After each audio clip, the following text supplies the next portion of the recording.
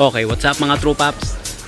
Another ligo na naman to. It's today, nandito tayo sa may Rainbow Village, sa may Rock Villa Private Resort, and check natin yung loob.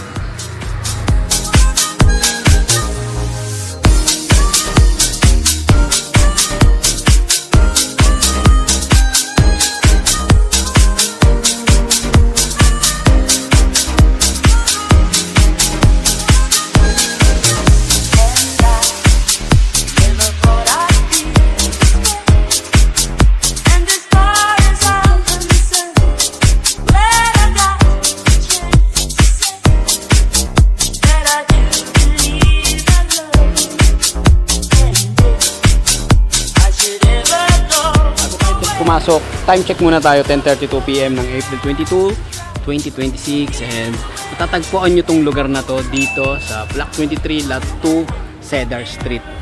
Pagpasok nyo rito mga paps, o nga pala, pwede kayo mag-park dito sa harap. Ito, may 4 wheels nga tayo, tapos doon pwede rin mag-park yung mga motorcycle natin. Check natin mga paps.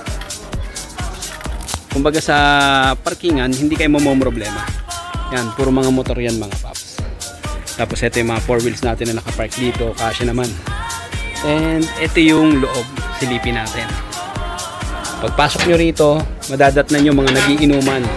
Ayan. Hi sir. Okay. Pagpasok nyo, ito yung makikita nyo, yung pool kagad. Ay Mars, gaano kalalim yung pool? Ano ba to? 5 feet na to? 5 feet. 5 feet. Yung banda doon, 3 to 5 feet. Okay, yun yung lalim. Yung kiddie pool, Ano lang yan? Mga 2 feet. 2 feet lang yun. Dalawa kasi yung pool natin. Dalawa ang pool natin dito mga paps. Etong pang adult din, ayun, yung pang kids. Then, free use of tent na rin po itong mga to. Yan, may 3 tent tayo dito. Tapos upuan, good for 30 or more. Then, happy birthday yung yung mga kasama natin na maliligo dito ngayong gabi. Oh, kaway-kaway muna mga par. Birthday chong. Happy birthday eruption. Okay. Sige, proceed tayo mga paps. Then, ito nga pala yung 360 view sa lugar na to. Proceed tayo sa bandang kitchen. Then, ito yung free use lahat dito mga paps.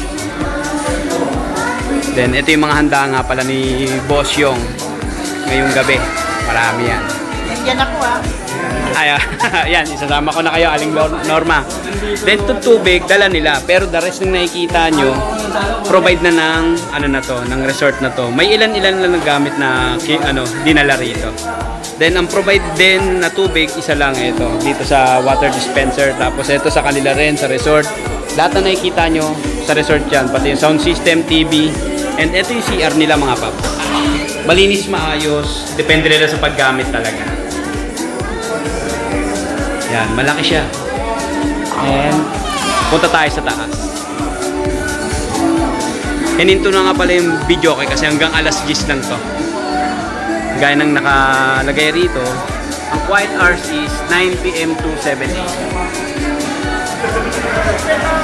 May tatanong lang tayo kay Boss Yong. Yong, pa-istorbo lang. Magkano rito? 20 lahat. Yung tama yung deposit. Deposit. Alam, mababalik yun. Mababalik. Bukas, 8,000. Yung mga 17K. 17K. Okay. From 2 PM hanggang alas 12 ng kinaumagahan. Okay. Parang 22 hours ang stay nila rito. 20 hours. 24 packs. Good for 30 packs, 17K.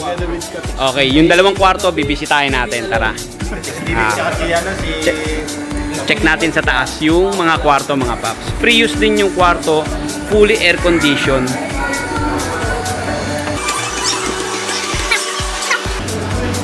Then ito naman yung point of view mula rito sa second floor. Etong kabila, bakanting lote lang siya. Pwede naman mag-ingay mag-video. Kaso ordinance kasi. Ito yung point of view rito. Then ito yung dalawang kwarto na pwede nyo i-occupy. Then silipin lang natin. Sana wala pa natutulog. Losay, vlog lang natin. Peace. Ito yung loob ng kwarto. Binating doon, 3, 2, 2. Tapos 2 rito, 2. Magkakasya siguro mga ano rito. Kung magsisiksikan, 15, kasya rito. Okay, sarado natin. Fully air condition siya. Malamig, syempre. Syempre, may CCTV rin kung saan-saan.